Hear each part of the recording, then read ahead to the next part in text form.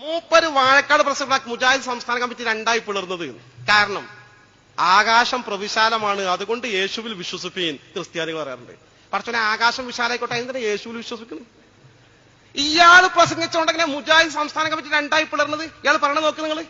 ഞാൻ അതിനെ ശരിക്ക് ഗണ്ണിച്ചങ്ങ് പ്രസംഗിച്ചപ്പോ എന്താ ഉണ്ടായെന്നറിയോ? അത് മനസ്സിലാക്കി വെച്ചാൽ നല്ലതാ. എന്താ ഉണ്ടായത്?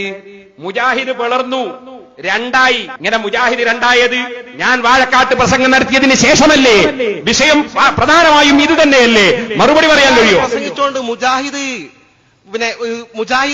പിന്നെ പിളർന്നു എന്നാണ് അദ്ദേഹം പറയണത്. സത്യത്തിൽ പിളർന്നൊക്കെയല്ല, വളർന്നൊക്കെയാണ്.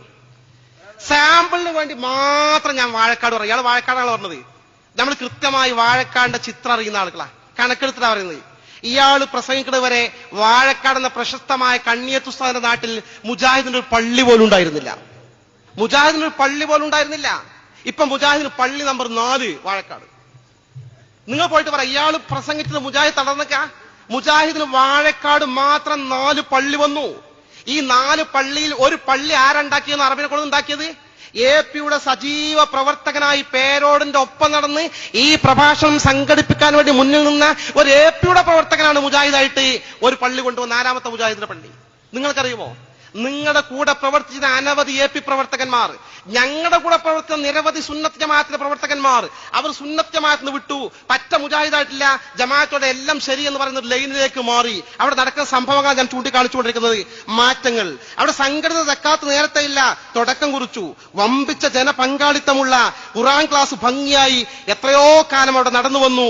വലിയ പങ്കാളിത്തത്തോട് മുജാഹിദ് പ്രസ്ഥാനത്തിന്റെ ഈ തരത്തിൽ മാറ്റണ്ടായെന്ന് മാത്രമല്ല, സാക്ഷാൽ പേരോട് വാഴക്കാട് പ്രസംഗിക്കാൻ ചെല്ലുന്ന സമയത്ത് അയാൾ ആദരവോടുകൂടി ഭക്ഷണം കൊടുത്തിരുന്ന, അയാളെ വീട്ടിലാണ് താമസിച്ചിരുന്നതും എല്ലാ ഗ്രന്ഥങ്ങളും ശരിപ്പെടുത്തിയിരുന്നതും ഇയാൾക്ക് എല്ലാ സൗകര്യവും ചെയ്തു കൊടുത്ത അവിടുത്തെ വാഴക്കാട്ടെ പ്രമുഖനായ മനുഷ്യൻ ഇന്ന് കാന്തപുരം ഗ്രൂപ്പിന്റെ കൂടല്ല. നിങ്ങൾ ഗൗരവം മനസ്സിലാക്കണം.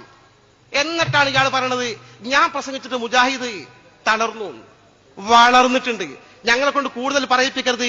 ഈ ഞാൻ പ്രസംഗമല്ല പറഞ്ഞപ്പോ ഒരു സാമ്പിൾ വാഴക്കാട് പറഞ്ഞതാണ്.